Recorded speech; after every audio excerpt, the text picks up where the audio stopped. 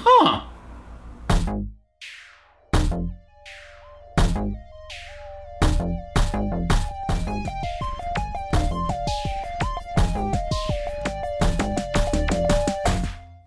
All right, I do believe this finally gets me caught up on DC's animated films. This is Death of Superman. So, coming into this, I knew it had decent reviews and a decent reception. I didn't care. As far as I was concerned, I had every reason to be really, really nervous about this. First of all, the original Death of Superman story, which I do know, I have the trade. I bought it back in the 90s, when it was first collected. And it's not a great story in the first place. The last time they adapted it with Superman Doomsday, it wasn't great. I have not liked the New 52 version of Superman that this DC animated version of Superman is more based off of. I have liked almost none of the DC animated films that have been in this continuity that this film is a part of. And the few that I have liked have been the ones that have had as little to do with the Justice League characters as possible. So, everything was a red flag. It's a story I don't love, with a version that I don't like of this character, and a continuity that I've largely hated. So why is it really good? I'm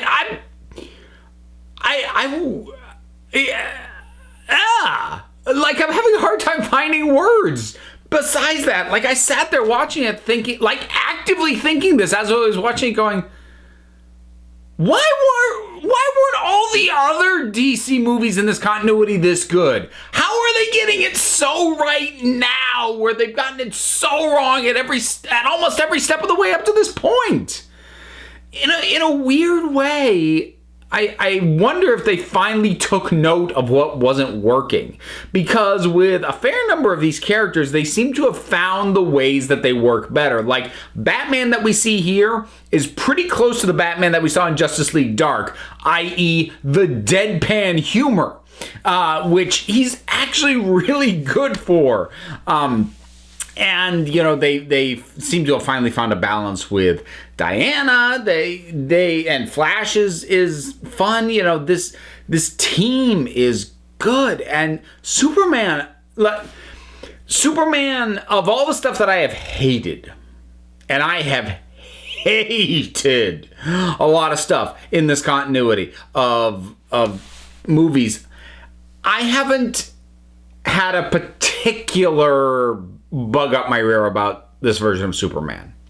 I've had a lot of issues with this version of Batman. I have despised this continuity's version of Wonder Woman. I've disliked a lot of the relationships, and I've hated the way a lot of the stories have been told. Superman as a character I didn't hate in this continuity. I kind of hated New 52 Superman in the comics, but that's another thing. But yeah, I didn't have a particular grudge against him, but he never did much. He was just kind of there. He was the guy who flew in and just punched things a lot.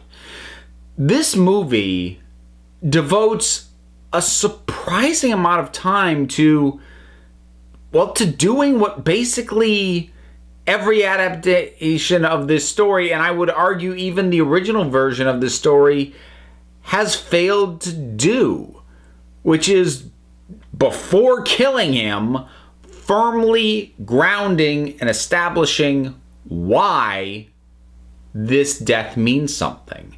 Establishing the importance of Superman to the world he protects and to the specific people that he loves and that love him back. That, so much time. And well-paced time. They take the time, long, well-paced, slow, character-building scenes, getting us to know this version of Superman properly. I would argue for the first friggin' time in this continuity. But even you go back to the original version, the comic book version of Death of Superman, reading it as a story in and of itself, it doesn't give you any of that.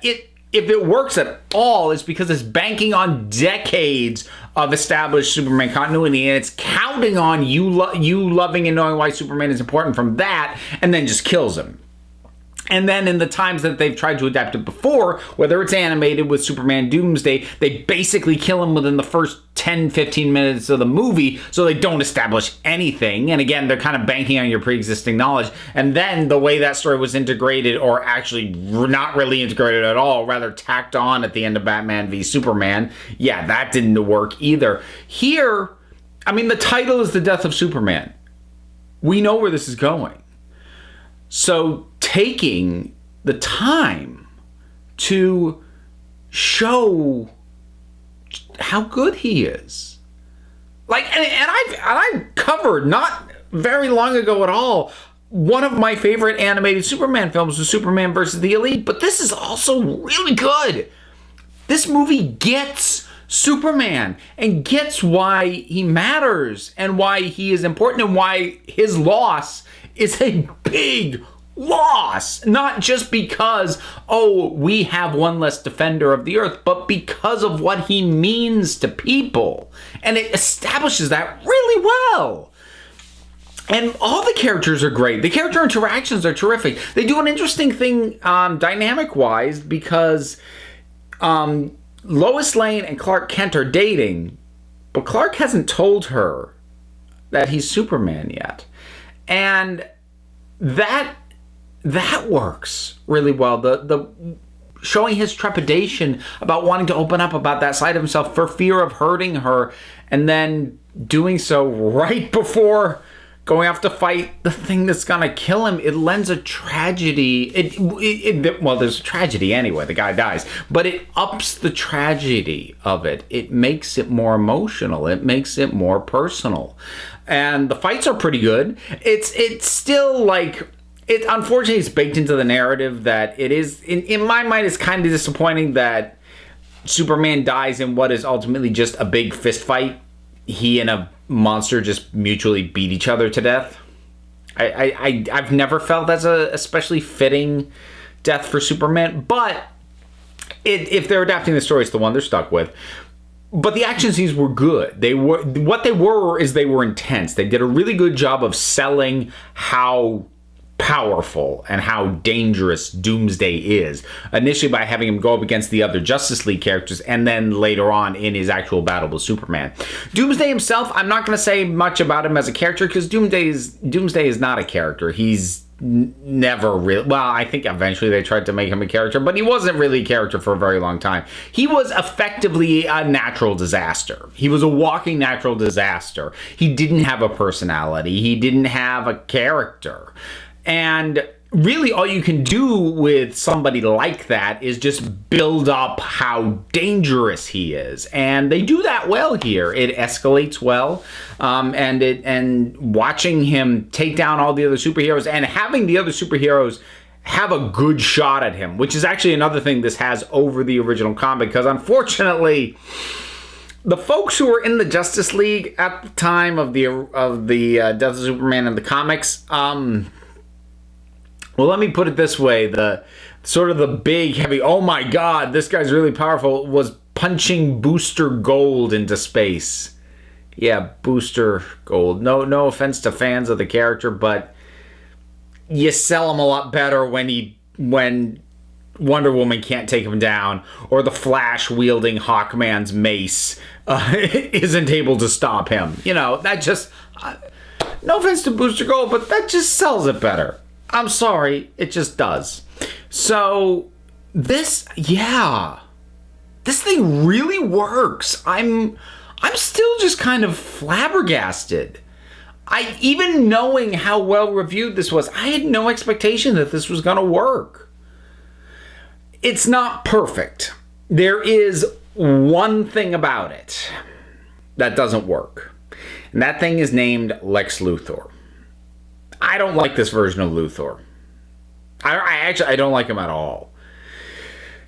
In my mind, there are numerous valid ways to do Luthor and have him work. You can do the Golden Age mad scientist Luthor. You can do your Machiavellian grudge holder Luthor, you know, kind of your Smallville version of Luthor. You can do your, businessman, thinks he owns the world. Luthor, you can do your charismatic guy who can actually, get people to rally around him, and was kind of the king of the hill until Superman showed up. Lex Luthor. All these are valid. All these work. Weasley, whiny, entitled brat Luthor doesn't work for me. I found him really, really irritating, and every time he spoke, and Rainn Wilson does okay, I guess, for what he's being called on to do with this version of Lex Luthor, but like every time he spoke, I just had in my mind, I thought, God, if Clancy Brown was saying that and they took out the petty BS from some of his lines, this would be working so much better. And I do mean petty. Like, this version of Lex Luthor walks down, a corridor of a lab, passing scientists, and just glances at all of them and tells each and every one of them how they suck and that they're stupid. And like, he's got, like, the point at which I was like, I hate you. And not like in a you're a hateable villain way. Like, I just hate you. I hate every time you're on screen. Was like, there's this diving team that's going where the meteor that was carrying Doomsday, it crashed in the ocean. So it's down there, and they see some people underwater. And Luthor goes, "Those are Atlanteans, you idiot." It's like, what? There's literally no reason for him to call this guy working for him an idiot. He's just doing it because he's a dick, and he's like the worst kind of entitled little prick. And I kind of get the angle they're going for, that this version of Luthor is super entitled. I just don't think that works. Not for this character, and not in this story. It doesn't add anything to have this take on Luthor be in this story.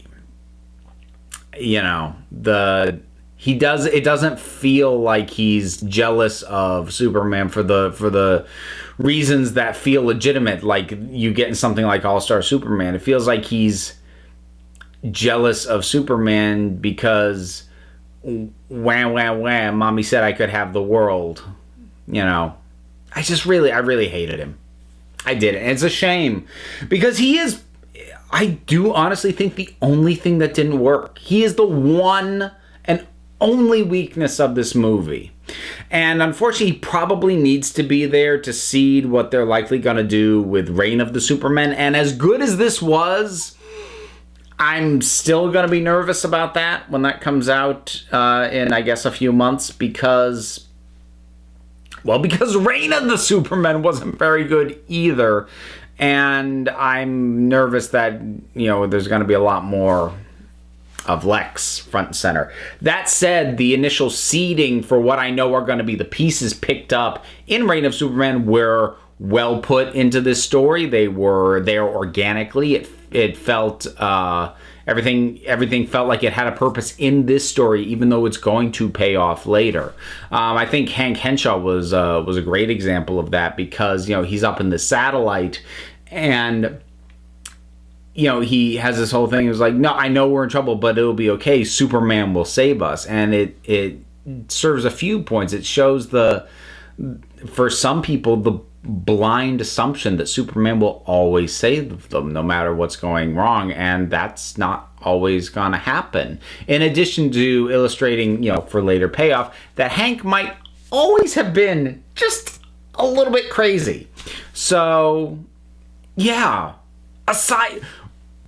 replace this version of Lex Luthor with the Superman the Animated Series version of Lex Luthor, you might honestly have the best Superman film that's been done. Certainly animated. With this version of Lex Luthor, it's still really good. Like, really good. I just hate him so much. But if you haven't seen this already, I kind of hope you have, because, I was going to say, did I talk spoilers? I don't know how much you could consider anything that I talked about to be spoilers, because, again, Death of Superman's the title. Anyways, whatever your thoughts are, drop something down in the comments.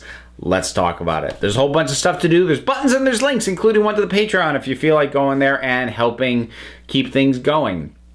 So that'll wrap it up, folks. Remember, you're the council. I just run the meetings. And until next time, this council is adjourned.